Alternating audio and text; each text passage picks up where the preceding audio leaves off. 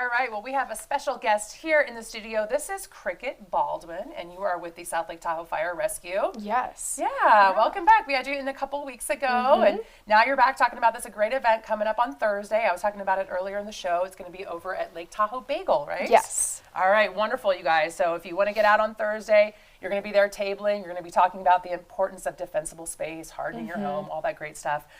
So how can residents really become more wildfire resistant here in the Tahoe Basin? So there are a couple things we really want to highlight. The first one is defensible space, but more specifically Zone 0, which is the first 5 feet from your structure to the surrounding areas. So that zone is called the ember resistant zone, and what we want to see is no vegetation, no dead or dying debris, so you're cleaning your pine needles, pine cones, all that routinely, and you're using hardscaping, so that could be rocks or cement, anything that's not flammable.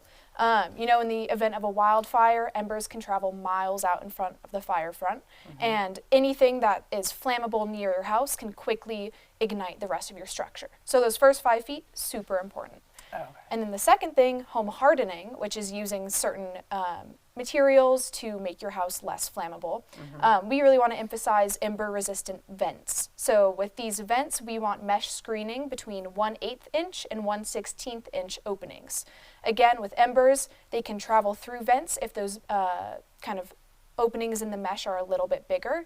And so by having that kind of tight, small mesh screening, embers can't get into your house and ignite the structure from inside. Okay, so this is really important stuff. A lot of insurance companies are now requiring this for people to have homeowners insurance. So if people are feeling a little lost, they don't even know where to begin, head over to the Tahoe Bagel Shop on Thursday, and you guys will explain all of this in more detail. And the goal really is to become a fire adaptive community, right? A fire-wise community. And what exactly does that mean? Yeah, so fire adapted communities and fire-wise neighborhoods are programs that the Tahoe Resource Conservation District oversees.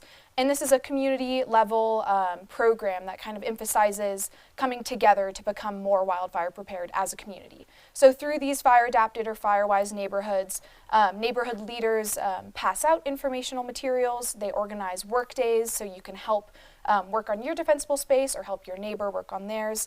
And it's really just a way to come together and encourage getting prepared, you know, as a community. It can be a really big effort. It can take a lot of time. And so it's nice to have a network to lean on and to, you know, work off of each other's energy and support. So let's say I live in the Sierra Tract, for example, and I want to find out if that neighborhood is kind of becoming a fire-wise community. Where do I go to find resources to find out who the leader is in that neighborhood and who can help me? Where are the resources for that? You can go to TahoeLivingWithFire.com. They have a map on their website that the RCD updates, and so you can see that Sierra Tract is fire adapted, and they have an email that you can shoot an email and be like, hey, I would like to get involved. If you go onto Tahoe Living with Fire and there isn't a fire adapted community for your neighborhood, you can also email the email at the bottom and get like information. Yeah, right. Like if you decided, oh, I want to spearhead this in my own community, this is something that's really important to me.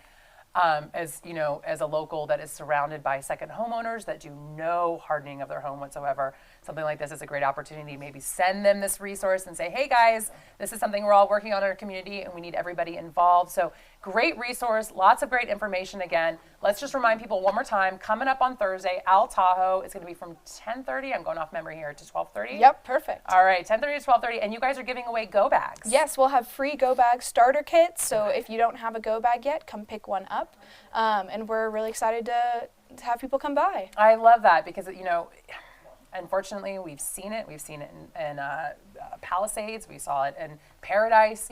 We see what happened. We even saw it here in Angora, and that was a long time ago. But these wildfires, they come in very quickly, and it does not take much to wipe out entire communities. So having those go bags ready, having an evacuation plan with your family, this is all very important information. So thank you so much for coming in, Cricket. I appreciate this. I appreciate everything that you're doing to keep the community safe and to remind people the importance of being diligent year-round. This isn't just something we deal with during fire season. When is wildfire season? When does it officially start? At this point, it's year-round. So we want to be prepared every day. Okay, that's important to remember because I think people get a little lackadaisical in the winter. They're just like, there's snow on the ground. I don't have to really worry about this, but that's not the case at all. So, all right, guys, head over to Tahoe Bagel. There's going to be another event coming up in March. To be determined. We're not sure where that's going to be, but again, great resources that you guys are giving out to the public, great information, and you can get a great bagel too at the same time, so it's a win-win.